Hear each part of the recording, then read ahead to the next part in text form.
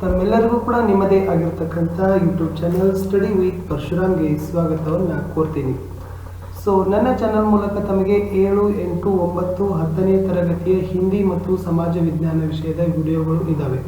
ತಾವುಗಳು ನೋಡ್ಬೋದು. ದಯಮಾಡಿ ತಾವುಗಳು ಹೊಸಬರಾಗಿದ್ದರೆ ನನ್ನ ಚಾನಲ್ ಸ್ಟಡಿ ವಿತ್ ಪರಶುರಾಮ್ಗೆ ಸಬ್ಸ್ಕ್ರೈಬನ್ನು ಮಾಡೋದ್ರ ಜೊತೆಗೆ ಬೆಲ್ ಐಕಾನನ್ನು ಒತ್ತೋದ್ರಿಂದ ಮುಂಬರ್ತಕ್ಕಂಥ ವಿಡಿಯೋಗಳ ನೋಟಿಫಿಕೇಶನ್ ತಮಗೆ ಮೊದಲಿಗೆ ಸಿಗುತ್ತೆ. ಹಾಗಾದರೆ ಈ ದಿನ ನಾನು 10ನೇ ತರಗತಿಯ ಸಮಾಜ ವಿಜ್ಞಾನ ವಿಷಯದ ಭಾಗ 2ರ ಪಠ್ಯಪುಸ್ತಕದಲ್ಲಿ 7ನೆಯ ಪಾಠ ಸ್ವಾತಂತ್ರ್ಯ ಹೋರಾಟ ಪಾಠದ ವಿಡಿಯೋವನ್ನು ತಂದಿದ್ದೀನಿ. ಸೊ ತಾವು ಹೊಸಬರಾಗಿದ್ದರೆ ಸಬ್ಸ್ಕ್ರೈಬ್ ಮಾಡಿ, ಲೈಕ್ ಮಾಡಿ, ವಿಡಿಯೋ ಇಷ್ಟ ಆದರೆ ತಮ್ಮ ಫ್ರೆಂಡ್ಸ್ ಸರ್ಕಲ್ಗೂ ಕೂಡ ಶೇರ್ ಮಾಡಲು ಮರೆಯದಿರಿ. ಶುರು ಮಾಡೋಣ ಈ ದಿನದ ಒಂದು ಪಾಠದ ವಿಡಿಯೋ. ಮುಖ್ಯವಾಗಿ ಈ ಪಾಠದಲ್ಲಿ ನಾನು ಬಹಳಷ್ಟು ಸರಳ ಮತ್ತು ಸಂಕ್ಷಿಪ್ತವಾಗಿ ತಮಗೆ ವಿವರಣೆಯನ್ನು ಕೊಡಲಿಕ್ಕೆ ನಾನು ಪ್ರಯತ್ನವನ್ನು ಮಾಡಿದ್ದೀನಿ. ಆಮೇಲೆ ಪಾಠದ ಪ್ರಮುಖ ಅಂಶಗಳನ್ನೆಲ್ಲವನ್ನು ಕೂಡ ಸೇರಿಸಿ ಈ ವಿಡಿಯೋದಲ್ಲಿ ಇಟ್ಟಿದ್ದೀವಿ. ಪಾಠದ ಮುಖ್ಯ ಪ್ರಶ್ನೆಗಳ ಬಗ್ಗೆ ಚರ್ಚೆಯನ್ನು ಸಹಿತ ಮಾಡ್ತೀನಿ. ಸೊ ಪರೀಕ್ಷೆಯಲ್ಲಿ ಬರ್ತಕ್ಕಂಥ ಸಂಭವನೀಯ ಪ್ರಶ್ನೆಗಳು ಯಾವ್ಯಾವ ಇದ್ದಾವೆ, ಆಮೇಲೆ ಪಾಠದಲ್ಲಿರ್ತಕ್ಕಂಥ ಮುಖ್ಯವಾಗಿರ್ತಕ್ಕಂಥ ಚಿತ್ರ ಮತ್ತು ನಕ್ಷೆಗಳನ್ನು ಸಹಿತ ಬಳಕೆಯನ್ನು ಮಾಡಿದ್ದೀವಿ. ಸೊ ವಿಡಿಯೋ ಇಷ್ಟ ಆದರೆ ಲೈಕ್ ಮಾಡಿ, ನಿಮ್ಮ ಫ್ರೆಂಡ್ ಸರ್ಕಲ್ಗೂ ಕೂಡ ಶೇರ್ ಮಾಡಿ. ವಿಡಿಯೋದ ಬಗ್ಗೆ ಅನಿಸಿಕೆಗಳನ್ನು ಕಮೆಂಟ್ ಬಾಕ್ಸ್ನಲ್ಲಿ ಪೋಸ್ಟ್ ಮಾಡಲು ಮರೆಯದಿರಿ. ಈ ವಿಡಿಯೋ ನಿಶ್ಚಿತವಾಗಿ ತಮ್ಮ ಪರೀಕ್ಷೆಯಲ್ಲಿ ಉತ್ತಮವಾಗಿರ್ತಕ್ಕಂಥ ಅಂಕಗಳನ್ನು ತಂದುಕೊಡುತ್ತೆ. ಪಾಠದ ಎಲ್ಲ ವಿಷಯಗಳನ್ನು ಕೂಡ ಈ ವಿಡಿಯೋಗಳು ಒಳಗೊಂಡಿದ್ದಾವೆ. ಒಂದು ವಿಷಯ ಸಹಿತ ಈ ವಿಡಿಯೋದ ಹೊರತಾಗಿಲ್ಲ, ಪಠ್ಯಪುಸ್ತಕದ ಹೊರತಾಗಿಲ್ಲ. ನೋಡೋಣ. ಮೊದಲಿಗೆ ಇದೆ ಪಾಠದಲ್ಲಿ ರಾಷ್ಟ್ರೀಯತೆಯ ಉದಯ ಅಂತಕ್ಕಂಥದ್ದು. ಭಾರತದ ಇತಿಹಾಸದಲ್ಲಿ ಅತ್ಯಂತ ಮಹತ್ವಪೂರ್ಣವಾದ ಮತ್ತು ಚಲನಶೀಲ ಅಧ್ಯಾಯವನ್ನು ಅದುವೇ ಸ್ವಾತಂತ್ರ್ಯದ ಹೋರಾಟ ಅಂತ ಹೇಳ್ತೀವಿ. ಈ ರಾಷ್ಟ್ರೀಯತೆ ಅಂತಕ್ಕಂಥ ಭಾವನೆ 19ನೇ ಶತಮಾನದ ಕೊನೆಯ ಭಾಗದಲ್ಲಿ ಬಹಳಷ್ಟು ಭಾರತೀಯರಲ್ಲಿ ತೀವ್ರವಾಗಿ ಅದು ಬೆಳೆದು ಬಂದಿತು. ಈ ವಿದೇಶಿ ಸಾಮ್ರಾಜ್ಯ ಶಕ್ತಿಗಳ ವಿರುದ್ಧ ನಮ್ಮ ರಾಜ್ಯ ಪ್ರಭುತ್ವಗಳು ಮಾಡಿರ್ತಕ್ಕಂಥ ಪ್ರಯತ್ನಗಳನ್ನು ನಾವು ರಾಷ್ಟ್ರೀಯ ಹೋರಾಟದ ಆರಂಭಿಕ ಕುರುಹುಗಳು ಅಂತ ಕರಿತೀವಿ. ಕುರುಹುಗಳು ಅಂದರೆ ಗುರುತುಗಳು. ವಿವಿಧ ಬಗೆಯ ಸಂಕಷ್ಟಗಳಿಗೆ ಒಳಗಾಗಿರ್ತಕ್ಕಂಥ ನಮ್ಮ ಭಾರತೀಯರು 1857ರ ಸಂದರ್ಭದಲ್ಲಿ ಬ್ರಿಟಿಷರ ವಿರುದ್ಧ ನಿರ್ಣಾಯಕವಾದ ರೀತಿಯಲ್ಲಿ ತಮ್ಮ ಪ್ರತಿರೋಧವನ್ನು ತೋರ್ತಾರೆ. ಇದುವೇ ಭಾರತದ ಪ್ರಥಮ ಸ್ವಾತಂತ್ರ್ಯ ಸಂಗ್ರಾಮಕ್ಕೆ ಕಾರಣ ಆಗ್ತದೆ. 1858ರಲ್ಲಿ ಬ್ರಿಟಿಷ್ ಈಸ್ಟ್ ಇಂಡಿಯಾ ಕಂಪನಿ ತನ್ನ ಆಡಳಿತವನ್ನು ಕೊನೆಗಾಣಿಸ್ತದ ಭಾರತದಲ್ಲಿ. ಮುಂದೆ 1861ರ ಕಾಯ್ದೆಯಲ್ಲಿ ಏನದಪ್ಪ ಅಂತಂದ್ರೆ ಭಾರತೀಯರು ಶಾಸನ ರೂಪಿಸುವ ಪ್ರಕ್ರಿಯೆಯನ್ನು ಆರಂಭಿಸಲಿಕ್ಕೆ ಅದು ಕಾಯ್ದೆ 1861ರ ಕಾಯ್ದೆ ಅನುವನ್ನು ಮಾಡಿಕೊಡ್ತದೆ. ಸೊ ನಮ್ಮ ಭಾರತದಲ್ಲಿ ಇಂಗ್ಲಿಷನ್ನು ಕಲಿತಿರ್ತಕ್ಕಂಥ ಹೊಸ ವಿದ್ಯಾವಂತ ವರ್ಗದವರು ಅವರ ಮನಸ್ಸಿನಲ್ಲಿ ರಾಷ್ಟ್ರೀಯತೆಯ ಪರಿಕಲ್ಪನೆಯನ್ನ ಇನ್ನಷ್ಟು ಸ್ಪಷ್ಟಗೊಳಿಸಲಿಕ್ಕೆ ಮತ್ತು ಜನರ ಜೊತೆ ಹಂಚಿಕೊಳ್ಳಲಿಕ್ಕೆ ಪ್ರಯತ್ನವನ್ನು ಮಾಡುವುದರ ಸಲುವಾಗಿ ಒಂದು ಸಂಘ ಹುಟ್ಟಿಕೊಂಡಿತು. ಅದುವೇ ಭಾರತದ ರಾಷ್ಟ್ರೀಯ ಕಾಂಗ್ರೆಸ್ ಸಂಘ ಅಂತ ಹೇಳ್ತಾರೆ.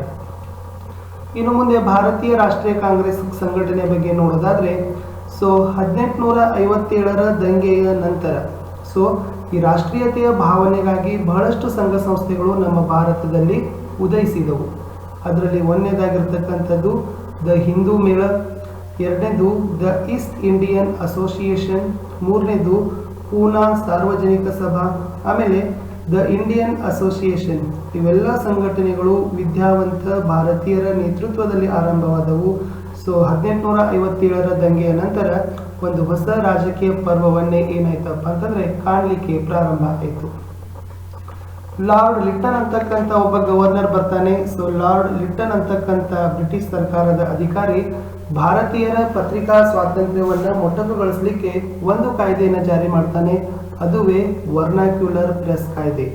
ವರ್ನಾಕ್ಯುಲರ್ ಪ್ರೆಸ್ ಕಾಯ್ದೆ ಇದು ಭಾರತೀಯರ ಪತ್ರಿಕಾ ಸ್ವಾತಂತ್ರ್ಯನ ಮೊಟಕುಗೊಳಿಸ್ತದೆ. ಇದನ್ನು ಜಾರಿ ಮಾಡಿರ್ತಕ್ಕಂಥವ್ರು ಲಾರ್ಡ್ ಲಿಟ್ಟನ್.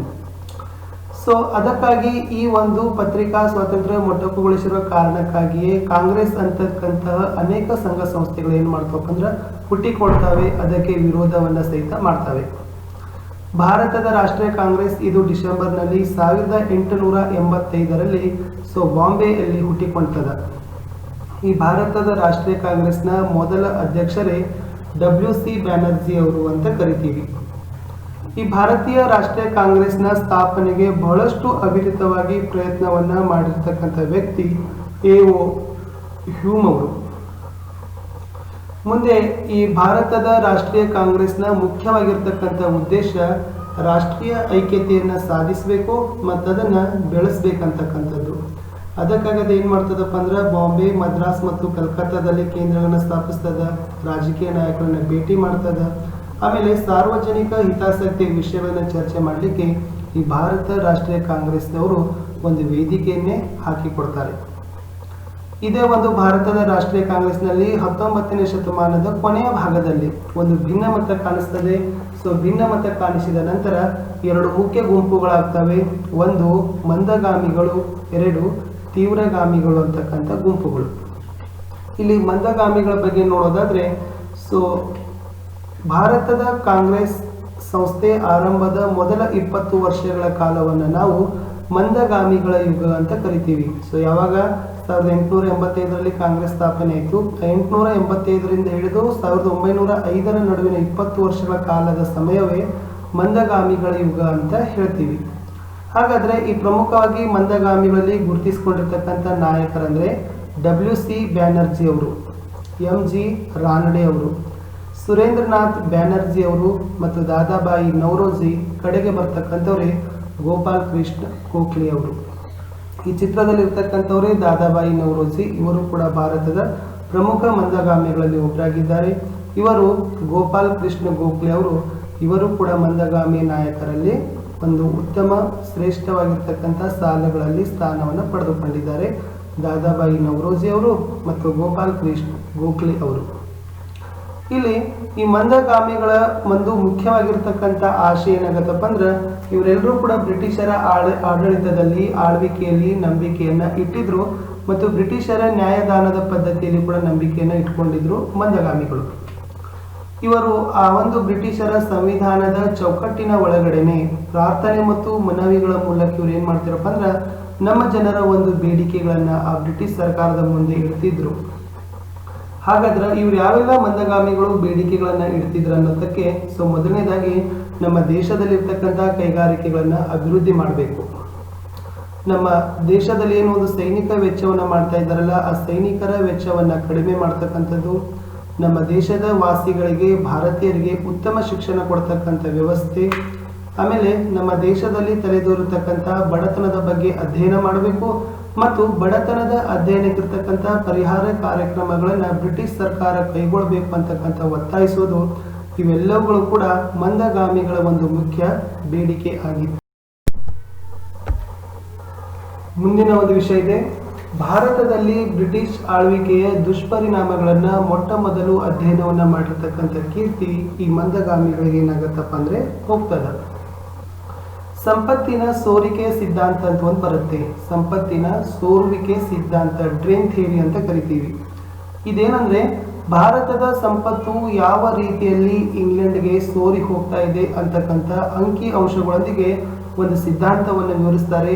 ಅದುವೇ ಸಂಪತ್ತಿನ ಸೋರುವಿಕೆ ಸಿದ್ಧಾಂತ ಅಂತ ಕರಿತೀವಿ. ಈ ಸಂಪತ್ತಿನ ಸೋರುವಿಕೆ ಸಿದ್ಧಾಂತವನ್ನ ಮಂಡಿಸಿರ್ತಕ್ಕಂಥವ್ರು ಯಾರಪ್ಪ ಅಂತಂದ್ರೆ ದಾದಾಬಾಯಿ ನವರೋಜಿ ಅವರು. ಇಲ್ಲಿ ಮುಖ್ಯವಾಗಿರ್ತಕ್ಕಂಥ ಈ ಒಂದು ಆಮದನ್ನ ಹೆಚ್ಚಳ ಮಾಡ್ತಾರೆ, ರಫ್ತನ್ನ ಕಡಿಮೆ ಮಾಡ್ತಾರೆ. ಅಂದ್ರೆ ವಿದೇಶದಿಂದ ವಸ್ತುಗಳನ್ನು ತರಿಸಿಕೊಳ್ಳೋದು, ನಮ್ಮ ದೇಶದಿಂದ ವಸ್ತುಗಳನ್ನ ಕಡಿಮೆ ಪ್ರಮಾಣದಲ್ಲಿ ರಫ್ತನ್ನ ಮಾಡೋದು. ಸೊ ಇದುವೇ ನಮ್ಮ ಭಾರತ ದೇಶದ ಸಂಪತ್ತು ಇಂಗ್ಲೆಂಡಿಗೆ ಹರಿಲಿಕ್ಕೆ ಕಾರಣವಾಗಿರ್ತಕ್ಕಂಥದ್ದು. ಆಮದಿನ ಪ್ರಮಾಣ ಹೆಚ್ಚಳ ಆಗ್ತದ, ರಫ್ತಿನ ಪ್ರಮಾಣ ಕಡಿಮೆ ಆಗ್ತದ. ದಾದಾಬಾಯಿ ನವರೋಜಿ ಅಂತೆ ಕೂಡ ಇನ್ನೊಬ್ಬರು ಕೂಡ RC ದತ್ ಅಂತಕ್ಕಂಥವ್ರು ಕೂಡ ತಮ್ಮ ಕೃತಿಗಳ ಮೂಲಕ ಅವರು ಕೂಡ ಭಾರತದ ಸಂಪತ್ತು ಬ್ರಿಟಿಷರು ಯಾವ ತರನಾಗೆಲ್ಲ ಬರಿದು ಮಾಡಿದ್ರು, ಹಾಳು ಮಾಡಿದ್ರು ಅಂತಕ್ಕಂಥ ವಿವರಣೆ ಈ RC ದತ್ ಅವರ ಕೃತಿಯಲ್ಲಿ ಸಹಿತ ಉಲ್ಲೇಖ ಆಗಿದೆ.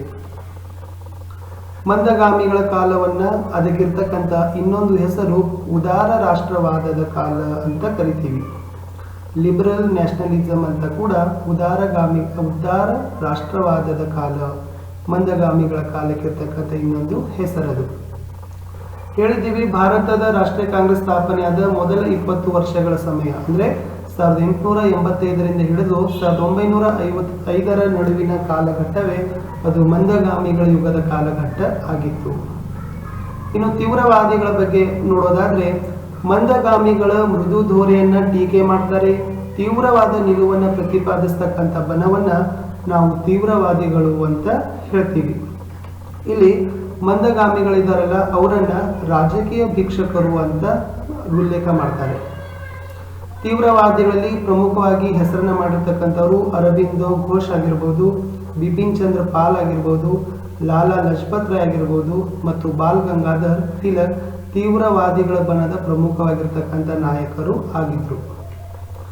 ಇಲ್ಲಿ ಭಾರತೀಯರಿಗೆ ಶಾಸನ ಸಭೆಗಳಿಗೆ ನಾಮನಿರ್ದೇಶನ ಮಾಡ್ತಕ್ಕಂಥ ಒಂದು ಮಹಾ ಉಪಕಾರವನ್ನು ನಾವು ಬ್ರಿಟಿಷರು ಮಾಡ್ತಿದ್ದೀವಿ ಅಂತಕ್ಕಂಥ ಧೋರಣೆಯನ್ನು ಅವರು ಇಟ್ಕೊಂಡಿದ್ರು. ಸೊ ಇದೇ ಧೋರಣೆಯನ್ನ ಈ ತೀವ್ರವಾದಿಗಳ ಬಣ ಬಹಳಷ್ಟು ಕಟುವಾಗಿ ವಿರೋಧವನ್ನ ಮಾಡ್ತದೆ. ಸೊ ಇದೇ ಚಿತ್ರದಲ್ಲಿರ್ತಕ್ಕಂಥವ್ರು ಅರಬಿಂದೋ ಘೋಷ್ ಮತ್ತು ಎರಡನೇ ಚಿತ್ರದಲ್ಲಿರ್ತಕ್ಕಂಥವ್ರು ಬಾಲ್ ಗಂಗಾಧರ್ ತಿಲಕ್. ಸೊ ತೀವ್ರವಾದಿಗಳ ಬಣದ ಪ್ರಮುಖರಾಗಿರ್ತಕ್ಕಂಥ ನಾಯಕರು. ಇವ್ರ ಜೊತೆಗೆ ಲಾಲಾ ಲಜಪತ್ ರಾಯ್ ಅವರು ಬರ್ತಾರೆ, ಬಿಪಿನ್ ಚಂದ್ರ ಪಾಲ್ ಅವರು ಸಹಿತ ಬರ್ತಾರೆ. ಇನ್ನು ಇಲ್ಲಿ ಬಂಗಾಳದ ವಿಭಜನೆ ಆಗತ್ತೆ. ಈ ಬಂಗಾಳ ಅಂತಕ್ಕಂಥ ನಗರ ಬಹಳಷ್ಟು ಒಂದು ತೀವ್ರ ಸ್ವರೂಪದ ಬ್ರಿಟಿಷ್ ವಿರೋಧಿಯ ಭಾವನೆಯ ಕೇಂದ್ರ ಆಗಿತ್ತು. ಜೊತೆಗೆ ಬಹಳಷ್ಟು ಚಟುವಟಿಕೆಗಳ ತಾಣವೂ ಸಹಿತ ಬಂಗಾಳ ಆಗಿತ್ತು. ಆವಾಗ ಈ ಬಂಗಾಳವನ್ನ ವಿಭಜನೆ ಮಾಡ್ತಕ್ಕಂಥ ಯೋಜನೆಯನ್ನ ಲಾರ್ಡ್ ಕರ್ಜನ್ ಅಂತಕ್ಕಂಥವ್ರು ರಚಿಸ್ತಾರೆ.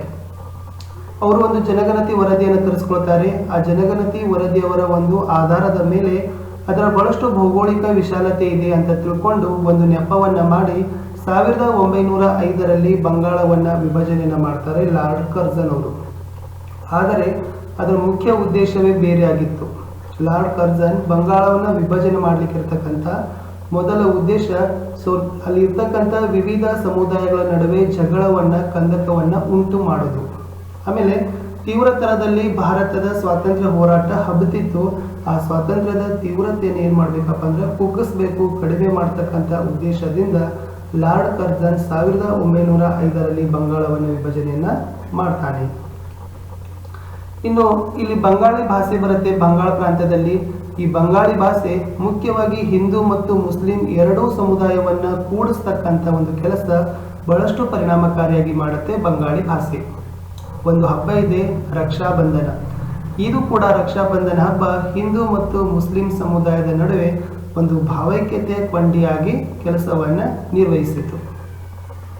ಮುಖ್ಯವಾಗಿ ತೀವ್ರವಾದಿಗಳು ಏನ್ ಮಾಡ್ತಾರಪ್ಪ ಅಂದ್ರೆ ಈ ವಿದೇಶಿ ವಸ್ತುಗಳನ್ನ ಬಹಿಷ್ಕಾರ ಮಾಡ್ತಾರೆ, ಸ್ವದೇಶಿ ವಸ್ತುಗಳನ್ನ ಬಳಸಬೇಕಂತೂ ಭಾರತೀಯರಿಗೆ ಕರೆಯನ್ನ ನೀಡ್ತಾರೆ. ಭಾರತೀಯರು ಬಹಳಷ್ಟು ಈ ಬಂಗಾಳದ ವಿಭಜನೆಯನ್ನ ಏನ್ ಮಾಡ್ತಾರಪ್ಪ ಅಂದ್ರೆ ತೀವ್ರ ರೀತಿಯಲ್ಲಿ ಪ್ರತಿಭಟನೆಯನ್ನ ಮಾಡ್ತಾರೆ. ಆವಾಗ ಬ್ರಿಟಿಷ್ ಸರ್ಕಾರ ಏನ್ ಮಾಡತ್ತಪ್ಪ ಅಂತಂದ್ರೆ 1911ರಲ್ಲಿ ಈ ಬಂಗಾಳದ ವಿಭಜನೆಯನ್ನು ಏನ್ ಮಾಡುತ್ತೆ ಹಿಂದಕ್ಕೆ ಪಡ್ಕೊಳ್ತದ. ಬಾಲ್ ಗಂಗಾಧರ್ ತಿಲಕರು ಬರ್ತಾರೆ. ಈ ಬಾಲ್ ಗಂಗಾಧರ್ ತಿಲಕರು ಒಂದು ಶ್ರೇಷ್ಠವಾಗಿರ್ತಕ್ಕಂಥ ಹೇಳಿಕೆಯನ್ನು ಕೊಡ್ತಾರೆ. ಸ್ವರಾಜ್ಯವೇ ನನ್ನ ಜನ್ಮಸಿದ್ಧ ಹಕ್ಕು, ಅದನ್ನು ಪಡೆದೇ ತೀರುವೆ ಅಂತಕ್ಕಂಥ ಘೋಷಣೆಯನ್ನ ಮಾಡ್ತಾರೆ ಬಾಲ್ ಗಂಗಾಧರ್ ತಿಲಕರು.